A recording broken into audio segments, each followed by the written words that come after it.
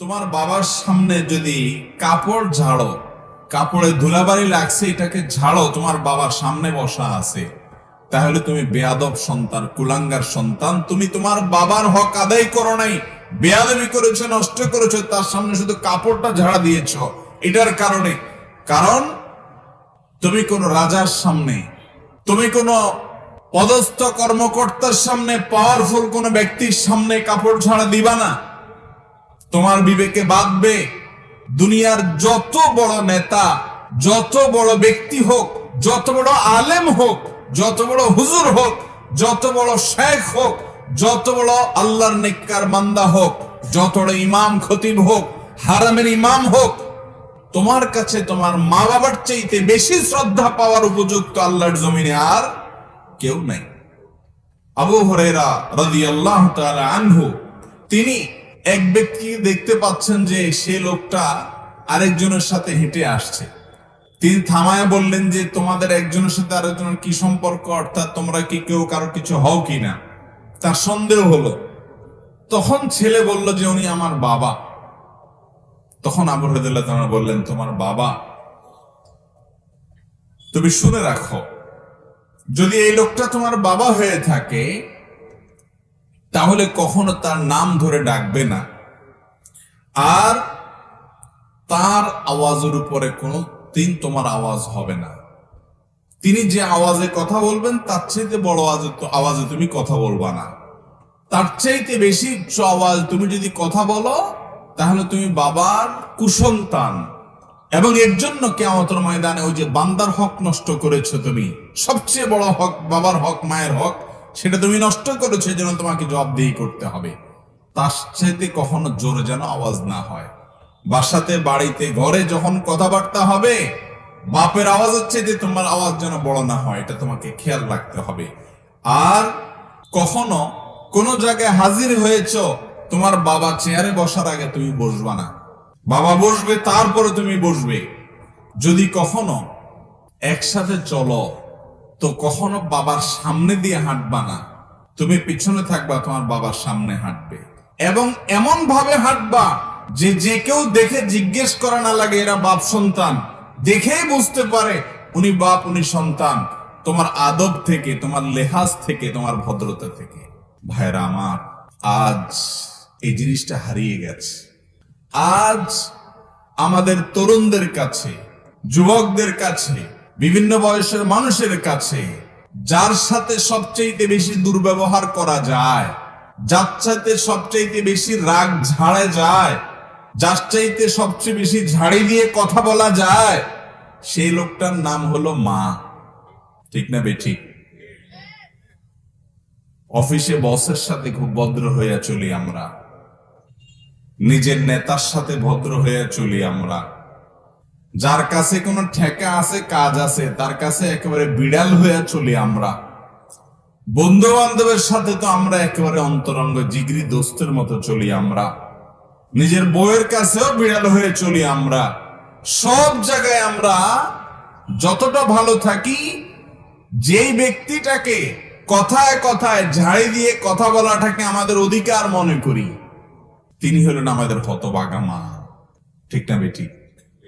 অথচ আল্লাহর জমিনে এই মা এবং তারপর বাবা, এই দুটি মানুষ হলেন আমাদের সবচেয়ে বেশি সম্মান, শ্রদ্ধা, এহতেরাম, ভদ্রতা, শিষ্টাচার, সুন্দর আচরণ, বিনম্র ব্যবহার, আমাদের সব আনুগত্য এবং বিনয় পাওয়ার হকদার এই দুটি লোক।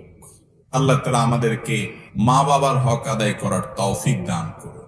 10 শ্রেণীর মানুষের হক যদি আপনি আদায় করতে পারেন, আপনি বান্দার হকের ক্ষেত্রে মৌলিক কাজটা করে ফেললেন, 80% হক আদায় হয়ে গেল। তার মধ্যে থেকে মা এবং বাবা, তাদের হক কি আদায় করবেন? নাম্বার 1, তাদেরকে শ্রদ্ধা করবেন আচার আচরণে।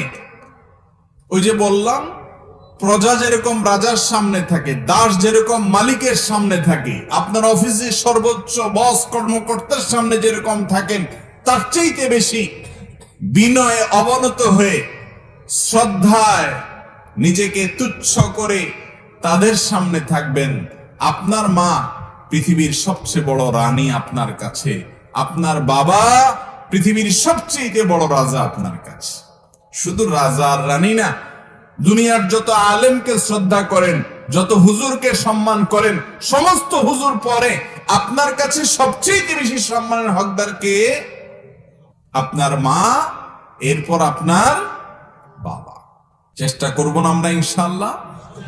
তাহলে ওনাদের প্রতি আমাদের কর্তব্য পালন করার জন্য মৌলিকভাবে আমরা কয়েকটা কাজ করব। নাম্বার 1, বিনয়ে অবনত হওয়া, বিনয়ী হয়ে থাকা, নিজেকে তুচ্ছ করে রাখা এবং তাদের সামনে আদব লেহাজ যেগুলো বললাম সেগুলো খেয়াল করে চলা।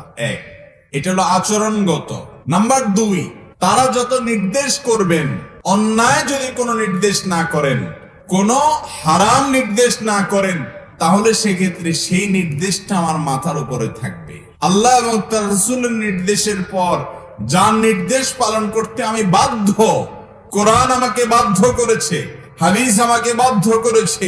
নবীজি সাল্লাল্লাহু আলাইহি সাল্লাম বলেছেন, রিদার রব্বি ফি রিদাল ওয়ালিদাইন ওয়া সাখাতুর রব্বি ফি সাখাতিল ওয়ালিদাইন।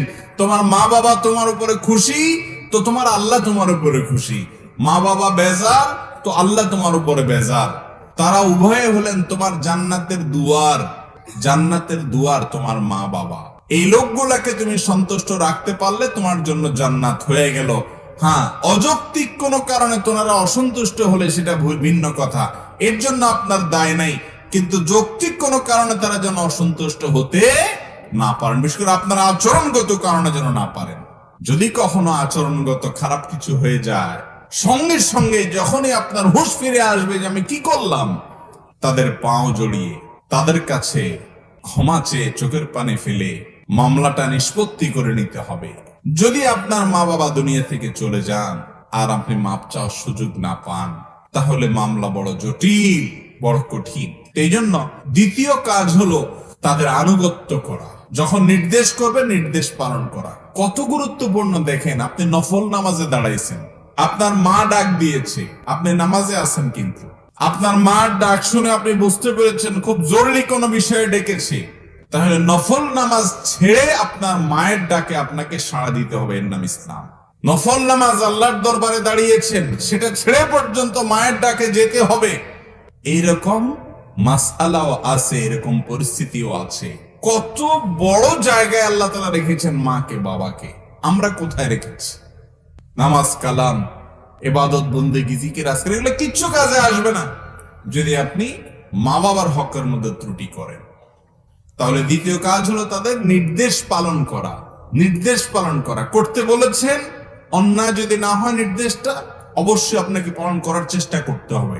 হ্যাঁ, এমন নির্দেশ করেছেন যেটা পালন করা আপনার সম্ভব না, সাধ্যের বাইরে, তাহলে সেক্ষেত্রে বিনয়ের সাথে অপারগতা প্রকাশ করবেন। বেয়াদবি করতে পারবেন না, তর্ক করতে পারবেন না, ধমক দিয়ে কথা বলতে পারবেন না। নাম্বার 3, তাদের প্রতি সার্বিকভাবে ইহসান করবেন। তাদের ভরণ পোষণ দেওয়া, তাদের আরাম যেন হয় সেই খেয়াল করা, তাদের যত রকমের খেদমত আছে সেই খেদমত গুলো করা। আল্লাহ তাআলা আমাকে আপনাকে মা বাবার প্রতি যে আমাদের কর্তব্য আছে, দায় আছে, তাদের যে অধিকার আর পাওনা আছে আমাদের কাছে, এটাকে যেন আমরা পুরোপুরি করতে পারি আদায়। আল্লাহ তাআলা আমাকে আপনাকে আমাদের সবাইকে সেই তৌফিক দান করুন।